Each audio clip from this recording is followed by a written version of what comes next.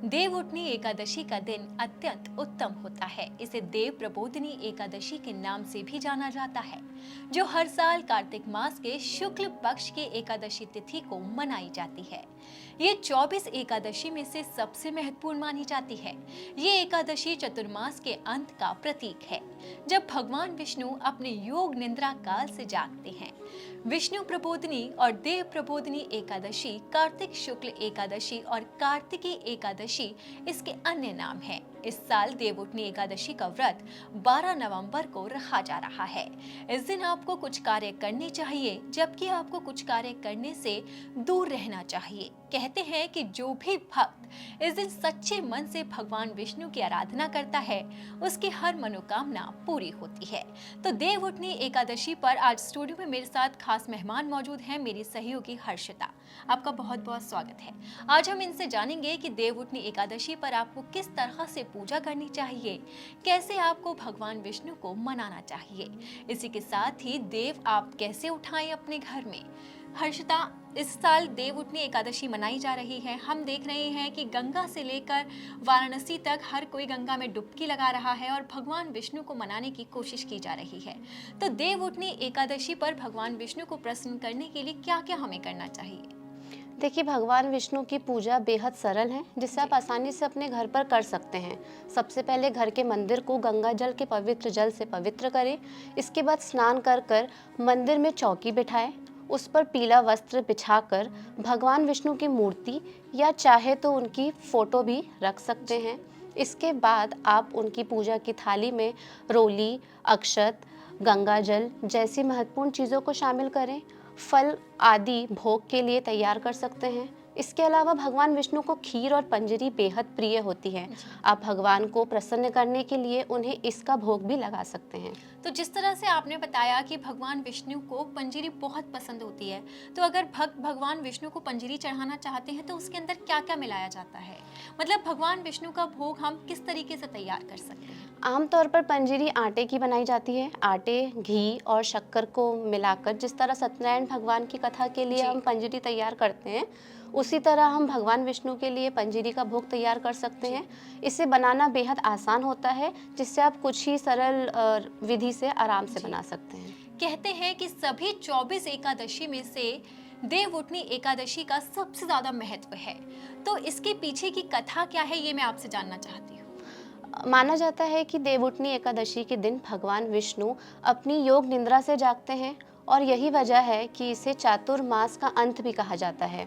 यह दिन बेहद शुभ होता है, इसीलिए आज के दिन बिना किसी मुहूर्त के शुभ कार्य किए जाते हैं। जैसा कि आपने सुबह से देखा पढ़ा होगा कि आज से विवाह आदि शुरू हो चुके हैं, क्योंकि ये शुभ कार्यों की शुरुआत भी मानी जाती है। कहते हैं कि भगवान इस दिन भगवान विष्णु की पूजा अर्चना के साथ साथ अगर माँ लक्ष्मी की पूजा भी की जाए तो घर में धन संपत्ति अपार आती है। तो इसके पीछे की क्या प्रथा है? देवउठनी एकादशी के दिन माता लक्ष्मी की पूजा का भी विशेष महत्व है। जैसा कि हम सब जानते हैं कि माँ लक्ष्मी विष्णु जी की अर्धांगिनी है, इसीलिए उन्हें प्रसन्न करना भी उतना ही ज़रूरी है जितना भगवान विष्णु को। इसके लिए आप घर पर दीपक जला सकते हैं, माँ लक्ष्मी की पूजा कर सकते हैं, और विशेष तौर पर इस दिन आपको महिलाओं का आदर करना चाहिए, क्योंकि महिलाओं को माँ लक्ष्मी का स्वरूप माना जाता है। जी बिल्कुल। कहते हैं कि कार्तिक महीने का हिंदू धर्म में बहुत ही ज्यादा महत्व है। कार्तिक महीने में ही दीपावली आती है और अन्य त्योहार भी आते हैं, और कार्तिक महीने में ही देवउठनी एकादशी भी आती है। तो देवउठनी एकादशी कब मनाई जाती है?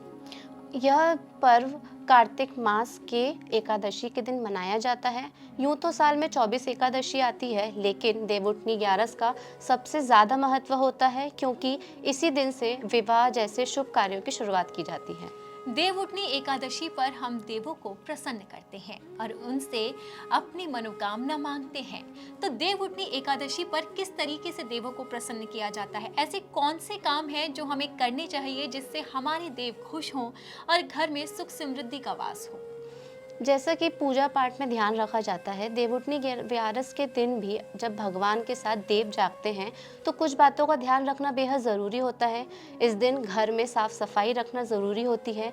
एकादशी के दिन चावल खाना वर्जित होता है, इसीलिए भूलकर भी इस दिन चावल ना खाएं। मन में बुरे ख्याल न लाएं, किसी के लिए अपशब्द या बुरा ना सोचें, साथ ही किसी के साथ विवाद ना करें, क्योंकि ऐसा करने से आपके अच्छे कर्म नष्ट हो सकते हैं। देवउठनी एकादशी बेहद ही महत्वपूर्ण मानी जाती है। इस दिन कहते हैं कि तुलसी विवाह भी होता है, तो इसके पीछे की क्या प्रथा है? देखिए, माना जाता है कि तुलसी विवाह देवउठनी ग्यारस के दिन भी किया जाता है, लेकिन कुछ लोग इसको द्वादश तिथि के दिन भी मनाया जाता है। तुलसी विवाह की महत्वता की बात करें तो भगवान विष्णु ने भगवान शालिग्राम का रूप लेकर मां तुलसी के साथ विवाह रचाया था। इसी के उपलक्ष्य में हर साल तुलसी विवाह मनाया जाता है। तो देवउठनी ग्यारस आज पूरे देश में धूमधाम से मनाई जा रही है। हर कोई अपने घर में पूजा पाठ करके भगवान विष्णु को प्रसन्न कर रहा है। हम भी यही मनोकामना करते हैं कि आपकी सभी इच्छाएं पूरी हो। अगर आपको हमारा ये वीडियो पसंद आया तो इसे लाइक और शेयर जरूर करें। अगर अब तक आपने दैनिक जागरण को सब्सक्राइब नहीं किया है तो देश और दुनिया की ताजा तरीन खबरों को जानने के लिए आप दैनिक जागरण को जरूर सब्सक्राइब करें।